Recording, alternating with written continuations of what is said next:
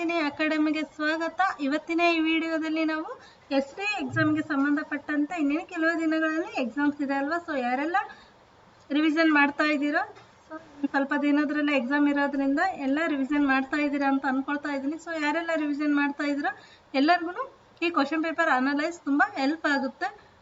ಇದು 2019 ನಡೆದಿರ್ತಕ್ಕಂಥ H D paper ಆಗಿದೆ. ಸೊ ಮೊದಲನೇ ಪ್ರಶ್ನೆ ನೋಡೋದಾದ್ರೆ, ಪ್ರೊಫೆಸರ್ ಮಾಧವ್ ಗಾಡಿಯು ವರದಿಯು ಇದಕ್ಕೆ ಸಂಬಂಧಪಟ್ಟಿದೆ. ಆಪ್ಷನ್ಗಳು ನೋಡೋದಾದ್ರೆ, ಸೊ ಆನ್ಸರ್ ಯಾವ್ದಾಗುತ್ತೆ? ಪಶ್ಚಿಮ ಘಟ್ಟ ಸಂರಕ್ಷಣೆ. 2019 ಸುಮಾರಲ್ಲಿ ಮಾಧವ್ ಗಾಡ್ಗಿಲ್ ವರದಿ ಅನುಷ್ಠಾನಕ್ಕೆ ಸಂಬಂಧಪಟ್ಟಂತೆ ಕರೆಂಟ್ ನ್ಯೂಸ್ ಅಲ್ಲಿ ತುಂಬಾ ಸುದ್ದಿಯಲ್ಲಿತ್ತು ಈ ಒಂದು ವಿಚಾರ. ಸೊ ಹಾಗಾಗಿ ಬಂದಿರ್ತಕ್ಕಂಥ ಚಾನ್ಸಸ್ ಇದೆ. ಸೊ ಈಗೆಲ್ಲ ಯಾವ್ದು ಕರೆಂಟ್ ಇವೆಂಟ್ಸ್ ಅಲ್ಲಿ ಇದೆ ಅನ್ನೋದನ್ನ ನೀವು ನೋಡ್ಕೊಳ್ಳಿ. ಹಾಗೇನೆ ಎರಡನೇ ಕ್ವಶನ್ ಬರೋದಾದ್ರೆ, ಖಗೋಳ ವಿಜ್ಞಾನದ ಬೈಬಲ್ ಎಂದು ಪರಿಗಣಿಸಲಾಗಿರುವ ಪಂಚ ಸಿದ್ಧಾಂತಿಕವು ಇವರಿಂದ ರಚಿಸಲ್ಪಟ್ಟಿದೆ. ಸೊ ಆಪ್ಷನ್ಗಳು ನೋಡೋದಾದ್ರೆ, ಸೊ ಫಸ್ಟ್ ಆಪ್ಷನ್ ವರಹ ಮಿಹಿರ ಅನ್ನೋರಿಂದ ಈ ಒಂದು ಖಗೋಳ ವಿಜ್ಞಾನ ಎಂದು ಪರಿಗಣಿಸುವ ಪಂಚ ಸಿದ್ಧಾಂತಿಕ ರಚಿತವಾಗಿದೆ. ಹಾಗೆ ಆರ್ಯಭಟ್ಟರಿಂದ ರಚಿತವಾಗಿರೋದು ಆರ್ಯಭಟಿ ಎಂಬ ಕೃತಿ ಸುಶ್ರುತ ಅವರಿಂದ ರಚನೆ ಆಗಿದೆ. ಸುಶ್ರುತರವರನ್ನ ನಾವು ಗುಪ್ತ ಕಾಲದಲ್ಲಿ, ಇವರೆಲ್ಲರೂ ಗುಪ್ತ ಪೀರಿಯಡಲ್ಲೇ ಬರೋದು, ಶಸ್ತ್ರಚಿಕಿತ್ಸೆ ಪಿತಾಮಹ ಅಂತ ಕರಿತೀವಿ ನಾವು ಸುಶ್ರುತರವರಿಂದ. ಇವರಿಂದ ರಚಿಸಲ್ಪಟ್ಟಿರ್ತಕ್ಕಂಥ ಗ್ರಂಥ ಯಾವುದಂದ್ರೆ ಸುಶ್ರುತ ಸಂಹಿತೆ ಅನ್ನೋ ಒಂದು ಗ್ರಂಥ. ಧನ್ವಂತರಿಯಿಂದ ರಚಿಸಲ್ಪಟ್ಟಿರ್ತಕ್ಕಂಥ ಒಂದು ಗ್ರಂಥ ಯಾವುದಂದ್ರೆ ಆಯುರ್ವೇದ. ಇವರನ್ನ ಭಾರತೀಯ ವೈದ್ಯ ಅಂತ ಪರಿಗಣಿಸಲ್ಪಡ್ತಾರೆ. ಸೊ ಇವರೆಲ್ಲ ಗುಪ್ತ ಡೆನ್ಸಿಟಿಯಲ್ಲಿ ಬರ್ತಕ್ಕಂತಹ ಖಗೋಳ ವಿಜ್ಞಾನಿಗಳು, ಹಾಗೇನೆ ವೈದ್ಯಕೀಯ ಸಂಬಂಧಪಟ್ಟಂತೆ ವಿಜ್ಞಾನಿಗಳಾಗಿದ್ದಾರೆ. ಗುಪ್ತರ ಕಾಲದಲ್ಲಿ ನಾವು ಗುಪ್ತರ ಕಾಲವನ್ನೇ ಏನಂತ ಕರಿತೀವಿ? ಇತಿಹಾಸ ಕಾಲದ ಅಂತ ಕರಿತೀವಲ್ವಾ. ಸೊ ಏನಕ್ಕೆ ಸುವರ್ಣ ಯುಗ ಅಂತ ಕರಿತೀವಿ ಅಂದ್ರೆ ಎಲ್ಲಾ ಫೀಲ್ಡ್ ಅಲ್ಲೂ ಖಗೋಳ ವಿಜ್ಞಾನ ಆಗಿರ್ಬೋದು, ಹಾಗೇನೆ ವೈದ್ಯಕೀಯ ಶಸ್ತ್ರಚಿಕಿತ್ಸೆಗಾಗಿರ್ಬೋದು, ಹಾಗೇನೆ ಕಾವ್ಯಗಳಾಗಿರ್ಬೋದು, ಕಾಳಿದಾಸರಂತಹ ಕವಿಕುಲ ತಿಲಕ ಕವಿಕುಲ ಗುರು ಅಂತ ನಾವು ಕರಿತೀವಲ್ವಾ ಕಾಳಿದಾಸರನ್ನ. ಸೊ ಅವರು ಕೂಡ ಇವರ ಒಂದು ಪೀರಿಯಡ್ ಅಲ್ಲೇ ಇದ್ರೆ, ಯಾರ ಪೀರಿಯಡ್ ಅಲ್ಲಿ? ಗುಪ್ತರ ಕಾಲದಲ್ಲಿ. ಸೊ ಹಾಗಾಗಿ ಇದನ್ನು ಗುಪ್ತರ ಕಾಲವನ್ನ ನಾವು ಸುವರ್ಣ ಯುಗ ಅಂತ ಕರಿತೀವಿ ಇತಿಹಾಸದಲ್ಲೇನೆ. ಹಾಗೇನೆ ಗುಪ್ತ ಸಾಮ್ರಾಜ್ಯ ಸ್ಥಾಪಕ ಯಾರು ಅಂದ್ರೆ ಶ್ರೀಗುಪ್ತ. ಗುಪ್ತ ಶಕೆಯನ್ನ ಪ್ರಾರಂಭ ಮಾಡಿದವರು ಯಾರು? 1ನೇ ಚಂದ್ರಗುಪ್ತ. ಸೊ ಈ ರೀತಿ ನೀವು ಒಂದು ಪ್ರಶ್ನೆ ನೋಡಿದಾಗ ಅದಕ್ಕೆ ಸಂಬಂಧಪಟ್ಟಂತ ಎಲ್ಲ ಮಾಹಿತಿಯನ್ನ ಕಲೆ ಆಗ್ತಾ ಹೋದಾಗ ಸೊ ನಿಮಗೆ ರಿವಿಷನ್ ವೈಸ್ ತುಂಬಾ ಹೆಲ್ಪ್ ಆಗ್ತಾ ಹೋಗುತ್ತೆ. ಸೊ ಮೂರನೇ ಪ್ರಶ್ನೆ ಬರೋದಾದ್ರೆ, ಕೆಳಗಿನ ಯಾವ ಶಾತವಾಹನ ದೊರೆ ಗಾತ ಸಪ್ತಸತಿ ಕೃತಿಯನ್ನ ರಚಿಸಿದರು? ಆಪ್ಷನ್ಗಳು ನೋಡೋದಾದ್ರೆ ನಿಮಗೆ ಗೊತ್ತಾಗಿರುತ್ತೆ. ಸೊ ಹಾಲನ ಗಾತ ಸಪ್ತಸತಿ ಅಂತ ನಾವು ಕವಿಗಳ ಜೊತೆಗೆ ಅವರ ಕೃತಿಯನ್ನು ನೆನ್ಪಿಟ್ಕೊಳ್ತಾ ಬಂದ್ರೆ ಹೆಸರಿನ ಜೊತೆಗೆ ಈಗ ಹಾಲನ ಗಾತ ಸಪ್ತಸತಿ ಈ ರೀತಿ ನಾವು ಹೇಳ್ಕೊಳ್ಳೋದ್ರಿಂದ, ಪದೇ ಹೇಳೋದ್ರಿಂದ ಸೊ ಈ ರೀತಿ ಕೃತಿಗಳನ್ನ ನಾವು ಈಸಿಯಾಗಿ ನೆನ್ಪಿಟ್ಕೋಬೇಕು. ಸೊ ಶಾತವಾಹನರ ಸ್ಥಾಪಕ ಯಾರಿಲ್ಲಿ? ಶ್ರೀಮುಖ ಆಗ್ತಾರೆ. ಶಾತವಾಹನ ವಂಶದ ಸ್ಥಾಪಕ ಶ್ರೀಮುಖ ಆಗ್ತಾರೆ. ಹಾಗೆ ಇವರ ರಾಜಧಾನಿ ಬಂದು ಪೈಠಾಣ ಅಥವಾ ಪ್ರತಿಷ್ಠಾನ ಅಂತ ಕರಿತೀವಿ. 1ನೇ ಸಾತಕರ್ಣಿ, ಇವರ ಬಗ್ಗೆ ಹೇಳ್ಬೇಕಂದ್ರೆ 1ನೇ ಸಾತಕರ್ಣಿ ದಕ್ಷಿಣ ಪತಾಪತಿ ಅಂತ ಬಿರುದನ್ನ ಹೊಂದಿರ್ತಾರೆ. ಹಾಗೆ ಗೌತಮಿ ಪುತ್ರ ಶಾತಕರ್ಣಿಗೆ ತೈ ಸಮುದ್ರ ತೋಯ ಪಿತಾಮಹ ಅನ್ನೋ ಒಂದು ತ್ರೈ ಸಮುದ್ರ ತೋಯ ಪಿತಾವಾಹನ ಎನ್ನುವ ಒಂದು ಬಿರುದು ಅನ್ನು ಹೊಂದಿದ್ರು. ಯಾರು? ಗೌತಮಿ ಪುತ್ರ ಶಾತಕರ್ಣಿ.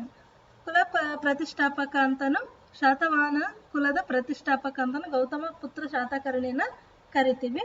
ಸೊ ಹಾಗೆ ನಾಸಿಕ್ ಶಾಸನ, ಇವು ಗೌತಮಿ ಪುತ್ರ ದಕ್ಷಿಣ ಭಾರತದ ವಿಜಯದ ಬಗ್ಗೆ ತಿಳಿಸುತ್ತೆ. ಯಾವ ಶಾಸನ? ನಾಸಿಕ್ ಶಾಸನ. ಇದನ್ನ ಬರೆದವರು ಗೌತಮಿ ಬಾಲಶ್ರೀ ಅನ್ನೋವರಿಂದ ರಚಿಸಲ್ಪಟ್ಟಿರುತ್ತೆ. ಯಾವುದು? ನಾಸಿಕ್ ಶಾಸನ. ಸೊ ಈ ರೀತಿ ಎಕ್ಸಾಮ್ ಅಲ್ಲಿ ಕೇಳುವಂತ ಚಾನ್ಸಸ್ ಇದೆ. ಸೊ ಇಲ್ಲಿ ಈ ಒಂದು ಪ್ರಶ್ನೆಗೆ ಆನ್ಸರ್ 3 ಆಗುತ್ತೆ. ಹಾಗೆ 4ನೇ ಕ್ವಶನ್ ಬರೋದಾದ್ರೆ, ಚಾಲುಕ್ಯ ವಂಶದ ಸ್ಥಾಪಕರು ಯಾರು ಅಂತ ಕೇಳಿದ್ದಾರೆ. ಸೊ ಇಲ್ಲಿ ಆಪ್ಷನ್ಗಳು ನೋಡೋದಾದ್ರೆ ರಾಜ ಜಯಸಿಂಹ ಫಸ್ಟ್ ಆಪ್ಷನ್ ಆಗುತ್ತೆ. ಸೊ ರಾಜಧಾನಿ ಚಾಲುಕ್ಯ ವಂಶದ ಇಲ್ಲಿ ಈ ಒಂದು ಕ್ವಶನ್ಗೆ ಗ್ರೇಸ್ ಮಾರ್ಕ್ಸ್ ಸಿಗುವಂತ ಚಾನ್ಸಸ್ ಇತ್ತು. ಆ ಒಂದು ಟೈಮಲ್ಲಿ ಗ್ರೇಸ್ ಮಾರ್ಕ್ಸ್ ಕೊಟ್ಟಿದ್ದಾರೆ, ಅಂದ್ರೆ ಸ್ಟಾರ್ ಅಂತ ಕೊಟ್ಟಿದ್ದಾರೆ. ಸೊ ಏನಕ್ಕಂತಂದ್ರೆ ಚಾಲುಕ್ಯ ಅಂದ್ರೆ ಬಾದಾಮಿ ಚಾಲುಕ್ಯರನ್ನ ತೆಗೆದುಕೊಂಡ್ರೆ ರಾಜ ಜಯಸಿಂಹ ವಂಶ ಸ್ಥಾಪಕನಾಗ್ತಾರೆ. ಹಾಗೆ ಕಲ್ಯಾಣದ ಚಾಲುಕ್ಯರನ್ನ ತೆಗೆದುಕೊಂಡ್ರೆ 2ನೇ ತೈಲಪ್ಪ ವಂಶ ಸ್ಥಾಪಕರಾಗ್ತಾರೆ. ಸೊ ಹಾಗಾಗಿ ಈ ಒಂದು ಪ್ರಶ್ನೆಯನ್ನ ರೈಸ್ ಕೊಟ್ಟಿದ್ದಾರೆ. ಸೊ 5ನೇ ಪ್ರಶ್ನೆಗೆ ಬರೋದಾದ್ರೆ ಈ ಕೆಳಗಿನ ಘಟನೆಗಳನ್ನ ಕಾಲಾನುಕ್ರಮದಲ್ಲಿ ಜೋಡಿಸಿರಿ ಅಂತ ಇದೆ. ಸೊ ಮದ್ರಾಸ್ ಒಪ್ಪಂದ, ಸಹಾಯಕ ಸೈನ್ಯ ಒಪ್ಪಂದ, ಮಂಗಳೂರು ಒಪ್ಪಂದ, ಶ್ರೀರಂಗಪಟ್ಟಣ ಒಪ್ಪಂದ. ಇಲ್ಲಿ ನೋಡೋದಾದ್ರೆ ಮದ್ರಾಸ್ ಒಪ್ಪಂದ ಇದು ಬಂದು 1ನೇ ಆಂಗ್ಲೋ ಮೈಸೂರು ಯುದ್ಧ. ಇದು ಆಂಗ್ಲೋ ಮೈಸೂರು ಯುದ್ಧಕ್ಕೆ ಸಂಬಂಧಪಟ್ಟಿದ್ದು. ಕಾರ್ನಲ್ ಸ್ಮಿತ್ ಮತ್ತೆ ಹೈದರಾಲಿ ನಡುವೆ ನಡೆಯುತ್ತೆ 1769ರಲ್ಲಿ. ಇದು 1ನೇ ಆಂಗ್ಲೋ ಮೈಸೂರು ಯುದ್ಧಕ್ಕೆ ಸಂಬಂಧಪಟ್ಟಿದ್ದು. ಹಾಗೆ ಸಹಾಯಕ ಸೈನ್ಯ ಪದ್ಧತಿ ಒಪ್ಪಂದ, ಈ ಒಪ್ಪಂದ 4ನೇ ಆಂಗ್ಲೋ ಮೈಸೂರು ಯುದ್ಧಕ್ಕೆ ಸಂಬಂಧಪಡುತ್ತೆ. ಇದು ನಡೆಯೋದು 1799ರಲ್ಲಿ. ಎಲ್ಐಸಿ ಮತ್ತು ಟಿಪ್ಪು ಸುಲ್ತಾನ್ ಮಧ್ಯೆ ನಡೆಯುತ್ತೆ. ಇದರಲ್ಲಿ ಯುದ್ಧ ಕೊನೆಗೊಳ್ಳುತ್ತೆ, ಟಿಪ್ಪು ಸುಲ್ತಾನ್ ಸಾವಾಗುತ್ತೆ. ನಂತರ ಸಹಾಯಕ ಸೈನ್ಯ ಪದ್ಧತಿ ಒಪ್ಪಂದವನ್ನ ಮಾಡ್ಕೊಳ್ತಾರೆ. ಹಾಗೆ ಮಂಗಳೂರು ಒಪ್ಪಂದ 2ನೇ ಆಂಗ್ಲೋ ಮೈಸೂರು ಯುದ್ಧ 1784ರಲ್ಲಿ ಈ ಒಪ್ಪಂದ ನಡೆಯುತ್ತೆ. ಹಾಗೆ ಶ್ರೀರಂಗಪಟ್ಟಣ ಒಪ್ಪಂದ 3ನೇ ಆಂಗ್ಲೋ ಮೈಸೂರು ಯುದ್ಧ. ಇದು ನಡೆಯೋದು 1792ರಲ್ಲಿ.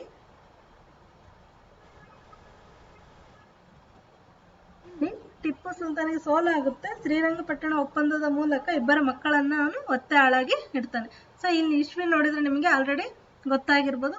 ಮೊದಲ ಆಂಗ್ಲೋ ಮೈಸೂರು ಯುದ್ಧ, ಹಾಗೇನೆ ಮಂಗಳೂರು ಒಪ್ಪಂದ, ನಂತರ ಶ್ರೀರಂಗಪಟ್ಟಣ ಒಪ್ಪಂದ, ನಾಲ್ಕನೇ ಆಂಗ್ಲೋ ಮೈಸೂರು ಒಪ್ಪಂದ ಆಗಿರೋದ್ರಿಂದ ಇದು ಸೊ ಆಪ್ಷನ್ 1 ಆಗುತ್ತೆ. 1, 3, 4 and 2. ಸೊ ನೆಕ್ಸ್ಟ್ ಪ್ರಶ್ನೆಗೆ ಹೋಗೋದಾದ್ರೆ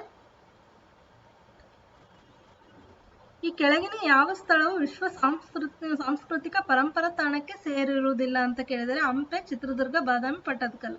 ಸೊ ಹಂಪೆನು ಯುನೆಸ್ಕೋ ಪಟ್ಟಿ ಸೇರಿದೆ. ಹಾಗೆ ಬಾದಾಮಿ, ಪಟ್ಟದಕಲ್ಲು ಕೂಡ ಯುನೆಸ್ಕೋ ಪಟ್ಟಿ ಸೇರಿದೆ. ಸೊ ಚಿತ್ರದುರ್ಗ ಸೇರಿಲ್ಲ. ಸೊ ಈ ಕೆಳಗಿನ ಯಾವ ಬೆಳೆಯನ್ನು ಹರಪ್ಪ ನಾಗರಿಕತೆಯಲ್ಲಿ ಬೆಳೆಯುತ್ತಿರಲಿಲ್ಲ ಅಂತ ನೋಡಿದೀವಿ. ಸೊ ಸಾಶ್ವಿ, ಬಾರ್ಲಿ, ಎಳ್ಳು ಇವು ಅಲ್ಲಿ ಬೆಳೀತಿರ್ತಕ್ಕಂಥ ಬೆಳೆಗಳಾಗಿದ್ದು, ಕಬ್ಬನ್ನ ಅಲ್ಲಿ ಬೆಳೀತಿರ್ಲಿಲ್ಲ. ಸೊ ಆಪ್ಷನ್ 3 ಆಗುತ್ತೆ. ಸೊ ನೆಕ್ಸ್ಟ್ ಪ್ರಶ್ನೆಗೆ ಹೋಗೋದಾದ್ರೆ ಯಾವ ಕೃತಿಯನ್ನು ಸಾಂಸ್ಕೃತಿಕ ಭಾಷೆಯ ಪ್ರಥಮ ವಿಶ್ವಕೋಶವೆಂದು ಪರಿಗಣಿಸಲಾಗಿದೆ? ಸೊ ಆಪ್ಷನ್ಗಳು ಮಿತಾಕ್ಷರ, ಜವಿದ್ಯ, ತಿಲಕ, ಗೋವಿದ್ಯ, ಮನೋಲ್ಲಾಸ. ಸೊ ಆಪ್ಷನ್ 4 ಮನೋಲ್ಲಾಸ ಕೃತಿಯನ್ನು ಪ್ರಥಮ ವಿಶ್ವಕೋಶವೆಂದು ಪರಿಗಣಿಸಲಾಗಿದೆ. ಸೊ ಮನೋಲ್ಲಾಸ ಕೃತಿಯ ಕರ್ತೃ ಯಾರಾಗಾದ್ರೆ ನೋಡೋದಾದ್ರೆ 3ನೇ ಸೋಮೇಶ್ವರ ಇದರ ಕರ್ತೃ ಆಗ್ತಾರೆ. ಯಾರು? 3ನೇ ಸೋಮೇಶ್ವರ.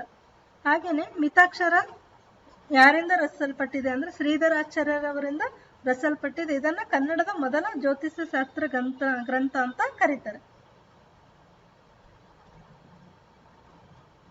ಮಿತಾಕ್ಷರ ಬಂದ್ಬಿಟ್ಟು ವಿಘ್ನೇಶ್ವರ ಅವರಿಂದ ರಚಿಸಲ್ಪಟ್ಟಿದೆ. ಹಾಗೆ ಜಾತಕ ತಿಲಕ ಅನ್ನೋದು ಶ್ರೀಧರಾಚಾರ್ಯರಿಂದ ರಚಿಸಲ್ಪಟ್ಟಿದೆ. ಇದನ್ನೇ ಕನ್ನಡದ ಮೊದಲ ಜ್ಯೋತಿಷ್ಯ ಶಾಸ್ತ್ರ ಅಂತ ಕರೀತಾರೆ. ಸೊ ಹಾಗೇನೆ ನೆಕ್ಸ್ಟ್ ಪ್ರಶ್ನೆಗೆ ಹೋಗೋದಾದ್ರೆ ಗೋವಿದ್ಯ ಯಾರಿಂದ ರಚಿಸಲ್ಪಟ್ಟಿದೆ ಅಂತ ಗೊತ್ತಿದ್ರೆ ಕಮೆಂಟ್ ಮಾಡಿ ಸ್ನೇಹಿತರೆ. 3ನೇ ಪಾಣಿಪತ್ ಕದನದಲ್ಲಿ ಮರಾಠ ಸೈನ್ಯದ ನಾಯಕತ್ವವನ್ನು ವಹಿಸಿದವರು ಯಾರು ಅಂತ ಕೇಳಿದ್ದಾರೆ. ಆಪ್ಷನ್ಗಳು ನೋಡೋದಾದ್ರೆ ಆಪ್ಷನ್ 2 ಸದಾಶಿವ ರಾವ್. ಈ ಕೆಳಗಿನ ಯಾರು ಕ್ಯಾಬಿನೆಟ್ ಮಿಷನ್ ಸದಸ್ಯರಾಗಿರಲಿಲ್ಲ ಅಂತ ಕೇಳಿದ್ದಾರೆ. ಸೊ 1946ರಲ್ಲಿ ಬ್ರಿಟಿಷ್ ಅವರಿಂದ ಒಂದು ಕ್ಯಾಬಿನೆಟ್ ಮಿಷನ್ ಅನ್ನ ಭಾರತಕ್ಕೆ ಕಳಿಸ್ಕೊಡ್ತಾರೆ. ಸೊ ಅದರಲ್ಲಿ ಇರ್ತಕ್ಕಂತಹ ಸದಸ್ಯರು ಯಾರಪ್ಪ ಅಂದ್ರೆ ಅವ್ರ ಕಡೆಯಿಂದ ಸಾರ್ ಕ್ರಿಪ್ಸ್ ಅವರು, ಹಾಗೆ ಅಲೆಕ್ಸಾಂಡರ್, ಹಾಗೆ ಪ್ಯಾಥಿಕ್ ಲಾರೆನ್ಸ್ ಅನ್ನೋರು. ಸೊ ಇದರಲ್ಲಿ ಸಿರಿಲ್ ರಾಡ್ಕ್ಲಿಫ್ ಅವರು ಸದಸ್ಯರಾಗಿರಲಿಲ್ಲ. ಸೊ ಇದು 1946ರಲ್ಲಿ ಬರುತ್ತೆ ಈ ಒಂದು ಕ್ಯಾಬಿನೆಟ್ ಮಿಷನ್ ಭಾರತಕ್ಕೆ. ಫೆಡರಲ್ ಮಾದರಿಯ ಸರ್ಕಾರದ ಒಂದು ರಚನೆಗೆ ಶಿಫಾರಸನ್ನ ಮಾಡುತ್ತೆ. ಹಾಗೆ ಮುಸ್ಲಿಂ ಲೀಗ್ ಅವ್ರದ ಪ್ರತ್ಯೇಕ ಬೇಡಿಕೆಯನ್ನ ಇವರು ಒಪ್ಕೊಳ್ಳೋದಿಲ್ಲ. ಸೊ ನೆಕ್ಸ್ಟ್ 11th ಕ್ವಶನ್ಗೆ ಹೋಗೋದಾದ್ರೆ 1972ರ ಸಿಮ್ಲಾ ಒಪ್ಪಂದ ಯಾವ ರಾಷ್ಟ್ರಗಳ ಮಧ್ಯೆ ನಡೆಯಿತು ಅಂತ ಹೇಳಿದ್ದಾರೆ. ಸೊ ಆಪ್ಷನ್ಗಳು ನೋಡೋದಾದ್ರೆ ಸಿಮ್ಲಾ ಒಪ್ಪಂದ 1972ರಲ್ಲಿ ನಡೆದಿದ್ದು ಭಾರತ ಮತ್ತು ಪಾಕಿಸ್ತಾನ. ಸೊ ಇಂದಿರಾ ಗಾಂಧಿ ಮತ್ತೆ ಜುಲ್ಫಿಕರ್ ಅಲಿ ಭುಟ್ಟೋ ಇವರ ಮಧ್ಯೆ ಈ ಒಪ್ಪಂದ ನಡೆಯುತ್ತೆ. ಸೊ ನೆಕ್ಸ್ಟ್ ಪ್ರಶ್ನೆಗೆ ಹೋಗೋದಾದ್ರೆ ರಾಜನೀತಿ ನಿರ್ದೇಶಕ ತತ್ವಗಳನ್ನು ಈ ಕೆಳಗಿನ ಯಾವ್ದಿಂದ ಎರವಲು ಪಡೆಯಲಾಗಿದೆ ಅಂತ ಇದೆ. ರಾಜನಿರ್ದೇಶಕ ತತ್ವಗಳನ್ನು ಐರ್ಲೆಂಡ್ ಸಂವಿಧಾನದಿಂದ ಎರವಲು ಪಡೆಯಲಾಗಿದೆ. ಸೊ ಆಪ್ಷನ್ 4 ಆಗುತ್ತೆ. ಹಾಗೆ USA ಇಂದ ಮೂಲಭೂತ ಹಕ್ಕುಗಳಾಗಿರ್ಬೋದು, ಮಹಾಭಿಯೋಗ ಆಗಿರ್ಬೋದು, SC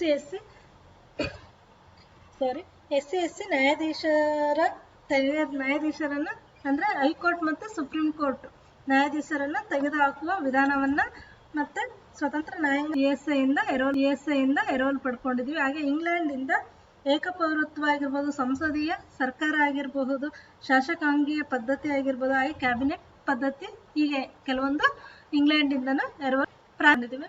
ಫ್ರಾನ್ಸ್ ಇಂದ ನಾವು ಪ್ರಸ್ತಾವನೆಯಲ್ಲಿ ವರ್ಡ್ಸ್ಗಳು ಬರ್ತಾವಲ್ಲ, ಸಮಾನತೆ, ಸ್ವಾತಂತ್ರ್ಯ, ಪ್ರಸ್ತಾವನೆಯಲ್ಲಿ ಬರ್ತಕ್ಕಂಥ ಸಮಾನತೆ, ಸ್ವಾತಂತ್ರ್ಯ ಮತ್ತು ಭ್ರಾತೃತ್ವ, ಈ ಒಂದು ವರ್ಡ್ಸ್ಗಳನ್ನ ನಾವು ಫ್ರಾನ್ಸ್ ಇಂದ ಎರವಲು ಪಡ್ಕೊಂಡಿದ್ದೀವಿ. ಸೊ 13th ಕ್ವಶನ್ ನೋಡೋದಾದ್ರೆ, ಸಂವಿಧಾನದ ಈ ಕೆಳಗಿನ ಯಾವ ವಿಧಿಯು ಅಸ್ಪಷ್ಟಪಡಿಸುತ್ತೆ ಅಂತ ಇರ್ಬೋದು, ಎಲ್ಲರಿಗೂ ಗೊತ್ತೇ ಇರ್ಬೋದು, ವಿಧಿ 17.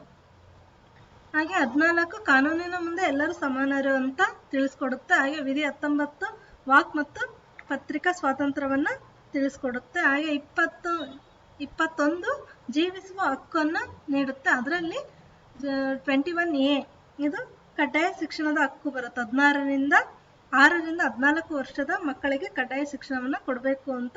ಇದು 86ನೇ ತಿದ್ದುಪಡಿ, 2002ರಲ್ಲಿ ಈ ತಿದ್ದುಪಡಿಯನ್ನ ಮಾಡ್ತಾರೆ.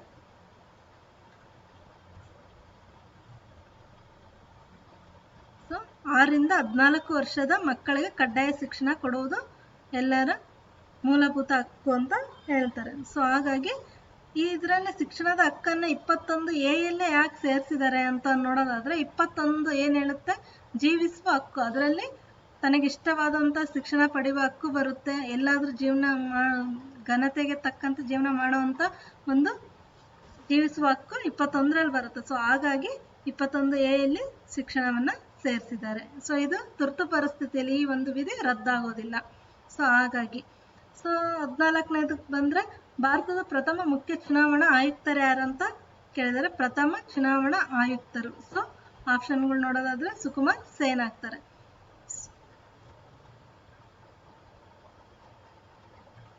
ಸೊ ಇದು ಮುಖ್ಯ ಚುನಾವಣಾ ಆಯುಕ್ತ ಚುನಾವಣಾ ಆಯೋಗಕ್ಕೆ ಸಂಬಂಧಪಟ್ಟಂತೆ 15ನೇ ಭಾಗದಲ್ಲಿ ಬರುತ್ತೆ. ಸೊ ಯಾವ ವಿಧಿಗಳಂತ ನೆನಪಿದಾವ, 324ನೇ ವಿಧಿಯಿಂದ 329ನೇ ವಿಧಿವರೆಗೂ ಚುನಾವಣಾ ಆಯೋಗಕ್ಕೆ ಸಂಬಂಧಪಟ್ಟಂತೆ ಬರುತ್ತೆ ಅಲ್ವಾ. ಸೊ ಭಾಗ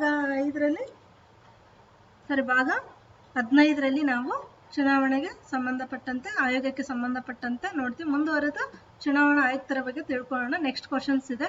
ಸೊ ಭಾರತದಲ್ಲಿ ರಾಜಕೀಯ ಪಕ್ಷಗಳಿಗೆ ಮಾನ್ಯತೆ ನೀಡುವ ಕಾರ್ಯವನ್ನು ಯಾರು ನಿರ್ವಹಿಸುತ್ತಾರೆ ಅಂತ ಕೇಳಿದರೆ, ಸೊ ಇಲ್ಲಿ ನೋಡ್ಬೋದು, ಇಲ್ಲಿ ಚುನಾವಣಾ ಆಯೋಗ. ಮಾನ್ಯತೆ ಅಂದ್ರೆ ಇಲ್ಲಿ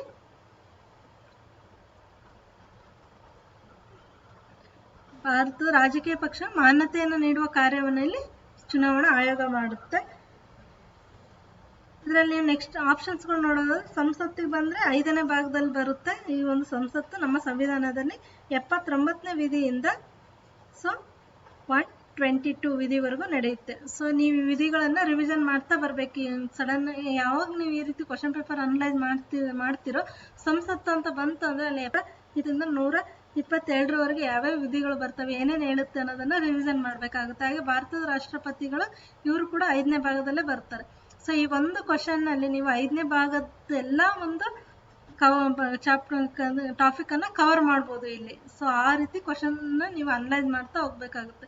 ಸೊ ಭಾರತದ ರಾಷ್ಟ್ರಪತಿಗಳು ಕೂಡ 5ನೇ ಭಾಗದಲ್ಲಿ ಬರ್ತಾರೆ. ಇವರು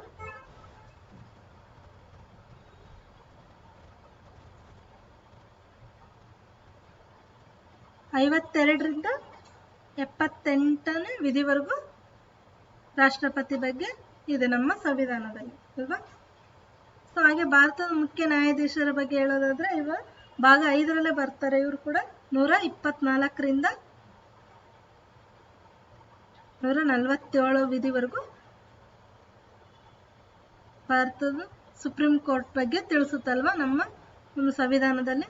ಸೊ ಮುಖ್ಯ ನ್ಯಾಯಾಧೀಶ ಪ್ರಸ್ತುತ ಎಷ್ಟು ಜನ ನ್ಯಾಯಾಧೀಶರಿದ್ದಾರೆ ಅಂದರೆ 34 ಜನ ಇದ್ದಾರೆ. ಅದರಲ್ಲಿ 33 ಜನ ನ್ಯಾಯಾಧೀಶರು ಹಾಗೆ ಒಬ್ರು ಮುಖ್ಯ ನ್ಯಾಯಾಧೀಶರು. ಸೊ ಟೋಟಲ್ 34 ನ್ಯಾಯಾಧೀಶರು ಈಗ ಪ್ರಸ್ತುತ ಇದ್ದಾರೆ. ಸೊ ಅರ್ಹತೆ ಬಂದರೆ 5 ವರ್ಷ ಕಾಲ ಈ ಕೋರ್ಟಲ್ಲಿ ನ್ಯಾಯಾಧೀಶರಾಗಿ ಮುಖ್ಯ ನ್ಯಾಯಾಧೀಶರಾಗಿ ಕೆಲಸ ಮಾಡಿರಬೇಕು, ಅಥವಾ 10 ವರ್ಷಗಳ ಕಾಲ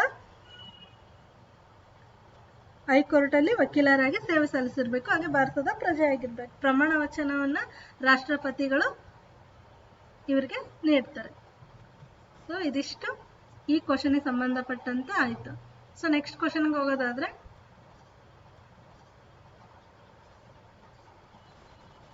ವಿಶ್ವಸಂಸ್ಥೆಯ ಭದ್ರತಾ ಮಂಡಳಿಯಲ್ಲಿ ಸದಸ್ಯರ ಕಾಯಂ ಸದಸ್ಯರ ಸಂಖ್ಯೆ. ಸೊ ನೀವಿಲ್ಲಿ ನೋಡ್ಬೋದು ಆಪ್ಷನ್ಗಳು ನೋಡೋದಾದ್ರೆ ಆಪ್ಷನ್ 3 5. ಸೊ 5 ಪರ್ಮನೆಂಟ್ ಮೆಂಬರ್ಸ್ ಇದ್ದಾರೆ. China, France, Russia, United Kingdom ಹಾಗೆ ಯುನೈಟೆಡ್ ಸ್ಟೇಟ್ಸ್. ಸೊ 5 ಕಾಯಂ ಸದಸ್ಯರಾಗಿದ್ದಾರೆ. ಹಾಗೆ ನಾನ್ ಪರ್ಮನೆಂಟ್ ಮೆಂಬರ್ಸ್ ಅಲ್ಲಿ ನಮ್ಮ ಇಂಡಿಯಾನು ಬರುತ್ತೆ. ನಾನ್ ಪರ್ಮನೆಂಟ್ ಮೆಂಬರ್ಸ್ ಅಲ್ಲಿ ಇತ್ತೀಚಿನ ದಿನಗಳಲ್ಲೂ ಕೂಡ ಈ ಒಂದು ವಿಶ್ವಸಂಸ್ಥೆ ಭದ್ರತಾ ಮಂಡಳಿ ತುಂಬಾ ಸುದ್ದಿಯಲ್ಲಿತ್ತು. ನಮ್ಮ ಭಾರತವನ್ನ ಸೇರಿಸ್ಬೇಕು ಅಂತ ರಷ್ಯಾ ಹೆಲ್ಪ್ ಮಾಡ್ತಾ ಇತ್ತು, ಬಟ್ ಇಂಡಿಯಾನ ಸೇರಿಸ್ಕೊಂಡಿಲ್ಲ. ಸೊ ಇತ್ತೀಚಿನ ಸುದ್ದಿಯಲ್ಲಿ ಈ ಒಂದು ನ್ಯೂಸ್ ಅನ್ನ ನೋಡಬಹುದು ನಾವು. ಸೊ ಹಾಗಾಗಿ ಮತ್ತೆ ಕೇಳುವಂತ ಚಾನ್ಸಸ್ ಇದೆ. ಸೊ ನಾನ್ ಪರ್ಮನೆಂಟ್ ಮೆಂಬರ್ಸ್ ಅಲ್ಲಿ ಇಸ್ಟೋನಿಯಾ, ಇಂಡಿಯಾ, ಐರ್ಲೆಂಡ್, ಕೀನ್ಯಾ ಇವರೆಲ್ಲ ಬರ್ತಾರೆ. ಸೊ ನೆಕ್ಸ್ಟ್ ಪಕ್ಷಾಂತರ ನಿಷೇಧ ಕಾಯ್ದೆ ಯಾವ ವರ್ಷದಲ್ಲಿ ಜಾರಿಗೆ ಬಂದಿತ್ತು ಅಂತ ಕೇಳಿದ್ದಾರೆ. ಸೊ ಆಪ್ಷನ್ 2 1985 ಅಲ್ಲಿ ಪಕ್ಷಾಂತರ ನಿಷೇಧ ಕಾಯ್ದೆ ಬರುತ್ತೆ. 1985ರಲ್ಲಿ 52ನೇ ತಿದ್ದುಪಡಿ ಮೂಲಕ ಪಕ್ಷಾಂತರ ನಿಷೇಧ ಕಾಯ್ದೆಯನ್ನು ತರ್ತಾರೆ. ನಂತರ ಪುನಃ 91ರಲ್ಲೂ ಕೂಡ 91ನೇ ತಿದ್ದುಪಡಿ ಮಾಡ್ತಾರೆ 2003ರಲ್ಲಿ. ಸೊ ಇದು 10ನೇ ಅನುಸೂಚಿಯಲ್ಲಿ ನಾವು ಪಕ್ಷಾಂತರ ನಿಷೇಧ ಕಾಯ್ದೆಯನ್ನು ನೋಡ್ತೀವಲ್ವಾ. ಸೊ 52ನೇ ತಿದ್ದುಪಡಿ 1985ರಲ್ಲಿ ಪಕ್ಷಾಂತರ ನಿಷೇಧ ಕಾಯ್ದೆಯನ್ನು ಜಾರಿಗೆ ತರ್ತಾರೆ. ಭಾರತದ ಪ್ರಸ್ತುತ ಚುನಾವಣಾ ಆಯೋಗದ ಆಯುಕ್ತರು ಯಾರು? ಇದು 2019ನಲ್ಲಿ ನಡೆದಿರ್ತಕ್ಕಂಥ ಕ್ವಶನ್ ಪೇಪರ್ ಆಗಿರೋದ್ರಿಂದ ಆಗಿದ್ದವರು ಸುನಿಲ್ ಅರೋರಾ ಅವರು. ಪ್ರಸ್ತುತ ಯಾರಿದ್ದಾರೆ ಅಂದ್ರೆ ಸುಶೀಲ್ ಚಂದ್ರ ಅವರು ಈಗಿನ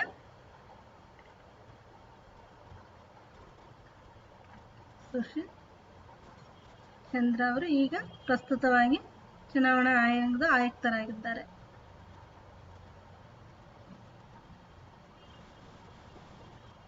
ನೈನ್ಟೀನ್ತ್ ಕ್ವಶನ್ಗೆ ಹೋಗೋದಾದ್ರೆ, ಭಾರತದ ರಾಷ್ಟ್ರಪತಿಯವರು ರಾಜೀನಾಮೆ ಸಲ್ಲಿಸುವುದಾದ್ರೆ ರಾಜೀನಾಮೆ ಪತ್ರವನ್ನು ಯಾರಿಗೆ ನೀಡುತ್ತಾರೆ ಅಂತ ನಿಮ್ಮೆಲ್ಲರಿಗೂ ಗೊತ್ತೇ ಇರುತ್ತೆ. ಭಾರತದ ಉಪರಾಷ್ಟ್ರಪತಿ ಅವರಿಗೆ. ಸೊ ನಾವು ಆಲ್ರೆಡಿ ರಾಷ್ಟ್ರಪತಿ ಬಗ್ಗೆ ಹಿಂದಿನ ಒಂದು ಪ್ರಶ್ನೆಯಲ್ಲಿ ನೋಡಿದ್ವಿ. ಸೊ ಹಾಗಾಗಿ ಉಪರಾಷ್ಟ್ರಪತಿಯವರು ಕೂಡ 5ನೇ ಭಾಗದಲ್ಲೇ ಬರ್ತಾರೆ. ನೋಡ್ರಿ, ಇಲ್ಲಿ 2 ಕ್ವಶನ್ ಇಂದ 5ನೇ ಭಾಗದಲ್ಲಿ ಬರ್ತಕ್ಕಂತಹ ಸಂವಿಧಾನದಲ್ಲಿ 5ನೇ ಭಾಗದಲ್ಲಿ ಎಲ್ಲ ಟಾಪಿಕ್ಗಳನ್ನು ನಾವು ಕವರ್ ಮಾಡ್ಬೋದು, ಓನ್ಲಿ 2 ಕ್ವಶನ್ಸ್ ಇಂದ. ಸೊ ಹಾಗಾಗಿ ಈ ರೀತಿ ನೀವು ಕ್ವಶನ್ ಪೇಪರ್ ಅನಲೈಸ್ ಮಾಡೋದ್ರಿಂದ ಸೊ ನಿಮಗೆ ಇಲ್ಲಿ ತುಂಬ ಪ್ರತಿಯೊಂದು ವಿಷಯದಲ್ಲೂ ರಿವಿಷನ್ ಆದಾಗುತ್ತೆ. 63ನೇ ವಿಧಿ ಏನು ಹೇಳುತ್ತೆ, ನಮಗೆ ಒಬ್ಬ ಉಪರಾಷ್ಟ್ರಪತಿ ಬೇಕು ಅಂತ ಹೇಳುತ್ತೆ. ರಾಷ್ಟ್ರಾಧ್ಯಕ್ಷರ ಸಮ್ಮುಖದಲ್ಲಿ ಪ್ರಮಾಣ ವಚನವನ್ನು ಇವರು ಸ್ವೀಕರಿಸ್ತಾರೆ. ಹಾಗೆ ರಾಷ್ಟ್ರಪತಿಯವರು ರಾಜೀನಾಮೆ ಸಲ್ಲಿಸಬೇಕಾದ್ರೆ ಉಪರಾಷ್ಟ್ರಪತಿ ಅವರಿಗೆ ಸಲ್ಲಿಸಬೇಕು. ಸಭಾಪತಿಯ ಬಗ್ಗೆ ಹೇಳ್ಬೇಕಂದ್ರೆ 93ನೇ ವಿಧಿ ಸಭಾಪತಿಯ ಬಗ್ಗೆ ತಿಳಿಸುತ್ತೆ. ಹಾಗೆ ಭಾರತದ ಪ್ರಧಾನಮಂತ್ರಿ ನಿಮ್ಗೆಲ್ಲರಿಗೂ ಗೊತ್ತೇ ಇರುತ್ತೆ. ಸೊ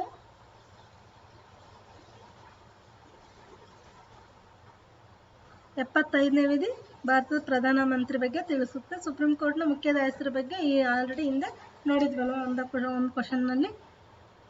ಸೊ ನೆಕ್ಸ್ಟ್ ಕ್ವಶನ್ಗೆ ಹೋಗೋದಾದ್ರೆ, ಭಾರತದಲ್ಲಿ ಈ ಮುಂದಿನ ಯಾವ ಪ್ರಾಧಿಕಾರಕ್ಕೆ ಸಾರ್ವಜನಿಕ ಲೆಕ್ಕ ಸಮಿತಿಯ ಅದರ ವರದಿಯನ್ನು ಸಲ್ಲಿಸುತ್ತದೆ ಅಂತ ಕೇಳಿದ್ದಾರೆ. ಸೊ ಆಪ್ಷನ್ಗಳು ನೋಡೋದಾದ್ರೆ, ಸೊ ಥರ್ಡ್ ಸಂಸತ್ತು. ಸಂಸತ್ ಬಗ್ಗೆ ಹೇಳ್ಬೇಕು ಅಂದ್ರೆ ಆಲ್ರೆಡಿ ನಾನು ಹೇಳಿದೆ, ಇದು ಸಂಸತ್ತು ಲೋಕಸಭೆ, ರಾಜ್ಯಸಭೆ, ರಾಷ್ಟ್ರಪತಿಯನ್ನು ಒಳಗೊಂಡಿರೋದನ್ನು ನಾವು ಸಂಸತ್ತು ಅಂತ ಕರಿತೀವಿ. ಸೊ 5ನೇ ಭಾಗದಲ್ಲಿ ಬರುತ್ತೆ. 79ನೇ ವಿಧಿಯಿಂದ 122ನೇ ವಿಧಿವರೆಗೂ ಈ ಸಂಸತ್ ಬಗ್ಗೆ ನಾವು ನೋಡ್ತೀವಿ. ಸೊ ಪ್ರಧಾನಮಂತ್ರಿ ಬಂದರೆ 74 ಒಂದು ವಿಧಿ ಪ್ರಧಾನಮಂತ್ರಿ ಹುದ್ದೆ ಬಗ್ಗೆ ತಿಳಿಸುತ್ತೆ. ಹಾಗೆ 75ನೇ ವಿಧಿ ಪ್ರಧಾನಮಂತ್ರಿ ಬಗ್ಗೆ ಹೇಳುತ್ತೆ. ಹಾಗೆ ಕಂಟ್ರೋಲರ್ ಮತ್ತು ಆಡಿಟರ್ ಜನರಲ್ ಬಗ್ಗೆ ಹೇಳೋದಾದ್ರೆ CAG ಅಂತ ಕರಿತೀವಲ್ವ ನಾವು, ಭಾರತದ ಮಹಾನಿಯಂತ್ರಕ ಹಾಗೂ ಲೆಕ್ಕ ಪರಿಶೋಧಕರು ಅಂತ ಕರಿತೀವಿ. ಸೊ 148ನೇ ವಿಧಿ ಕಂಟ್ರೋಲ್ CAG ಬಗ್ಗೆ ಹೇಳುತ್ತೆ.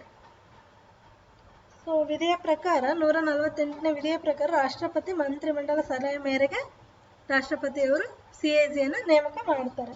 ಸೊ ಪ್ರಮಾಣ ವಚನ ರಾಷ್ಟ್ರಪತಿಯವರು ನೀಡ್ತಾರೆ. ಅಧಿಕಾರ 65 ವರ್ಷ ಯಾವುದು ಮೊದಲು ಅದು. ಸೊ ನೆಕ್ಸ್ಟ್ ಕ್ವಶನ್, ಭಾರತದ ಯಾವ ನಗರವು ದೊಡ್ಡ ಕಟ್ಟಡ ಮತ್ತು ಅಪಾರ್ಟ್ಮೆಂಟ್ಗಳಲ್ಲಿ ಸೋಲಾರ್ ಫಲಕಗಳ ಅಳವಡಿಕೆಯನ್ನು ಮೊಟ್ಟ ಮೊದಲು ಕಡ್ಡಾಯಗೊಳಿಸಿತು ಅಂತ ಕೇಳಿದರೆ, ಸೊ ಆಪ್ಷನ್ ಕರೀಂನಗರದಲ್ಲಿ. ಇತ್ತೀಚಿನ ಸರ್ವೇಕ್ಷಣ ಭಾರತ ಸ್ವಚ್ಛ ನಗರವೆಂದು ಮೊದಲ ಶ್ರೇಣಿ ಪಡೆದ ನಗರ ಯಾವುದು? 2019 ಮತ್ತು 2020ಯಲ್ಲಿ. ಸೊ ಸ್ವಚ್ಛ ನಗರ ಅಂತ ಬರ್ತಿದ್ದು option 2 Indore. So ministry of urban development, government of India and central pollution control board ಇವರಿಂದ ವಾರ್ಷಿಕವಾಗಿ ಈ ಒಂದು ಕ್ಲೀನ್ ಸಿಟಿ ರೇಟಿಂಗ್ ಅನ್ನು ಕೊಡ್ತಾರೆ. ಸೊ ಯಾವುದ್ರ ಅಂಡರ್ ಸ್ವಚ್ಛ ಭಾರತ್ ಅಭಿಯಾನ್ ಮೂಲಕ ಈ ಒಂದು ರ್ಯಾಂಕಿಂಗ್ ಅನ್ನು ಕೊಡ್ತಾ ಹೋಗ್ತಾರೆ. ಅದರಲ್ಲಿ 2019-20ಯಲ್ಲಿ ಇಂದೋರ್ ಫಸ್ಟ್ ಬಂದಿತ್ತು. ಸೊ ಮೈಸೂರು 5ನೇ ಸ್ಥಾನದಲ್ಲಿ ಇದೆ. 2016ರಲ್ಲಿ ನಮ್ಮ ಮೈಸೂರು ಪ್ರಥಮ ಸ್ಥಾನದಲ್ಲಿತ್ತು. ಸೊ ಈಗ ಇದು 5ನೇ ಸ್ಥಾನದಲ್ಲಿ ಬಂದಿದೆ ಮೈಸೂರು. ಸೊ ಇಂದೋರ್ ಫಸ್ಟ್ ಸ್ಥಾನದಲ್ಲಿದೆ, ಯಾವುದು 1920ಗೆ ಬಂದರೆ. ಸೊ 23ನೇ ಆಲಿವ್ ರಿಡ್ಲೆ ಆಮೆಗಳು ಸಾಮೂಹಿಕ ಮೊಟ್ಟೆ ಇಡುವ ಸ್ಥಳ ಗಹಿರ್ ಮಾತಾ ಇರುವುದು ಈ ಕಡಲ ತೀರದಲ್ಲಿ ಅಂತ ಇದೆ. ಆಪ್ಷನ್ಗಳು ನೋಡೋದಾದ್ರೆ ದಕ್ಷಿಣ ಒಡಿಸ್ಸಾ. ಸೊ ನೆಕ್ಸ್ಟ್ ಕ್ವಶನ್ಗೆ ಹೋಗೋದಾದ್ರೆ, ಯಾವ ಪರ್ವತ ಶ್ರೇಣಿಗಳು ತೈತಾಯ್ ಸಮುದ್ರವಿದ್ದಲ್ಲಿ ನಿರ್ಮಾಣವಾಗಿವೆ ಅಂತ ಕೇಳಿದರೆ, ಸೊ ಆಪ್ಷನ್ ಹಿಮಾಲಯ ಆಗುತ್ತೆ. ವಾಯುಮಂಡಲದ ಯಾವ ವಲಯದಲ್ಲಿ ರೇಡಿಯೋ ತರಂಗಗಳು ಮರಳಿ ಭೂಮಿಗೆ ಪ್ರತಿಫಲಿಸುತ್ತವೆ ಅಂತ ಕೇಳಿದರೆ, ಸೊ ಅಯಾನ ಮಂಡಲ. ಸೊ ಈ ಒಂದು ವಾಯುಮಂಡಲಕ್ಕೆ ಸಂಬಂಧಪಟ್ಟಂತೆ ಸಪ್ರೇಟ್ ವಿಡಿಯೋ ಮಾಡಿದ್ದೀನಿ ಸ್ನೇಹಿತರೆ. ಸೊ ನೀವು ಯಾರಿಗೆಲ್ಲ ಇಂಟ್ರೆಸ್ಟ್ ಇದೆಯೋ ಸೊ ಲಿಂಕನ್ನು ಕೊಡ್ತೀನಿ, ಸೊ ನೋಡ್ಬೋದು.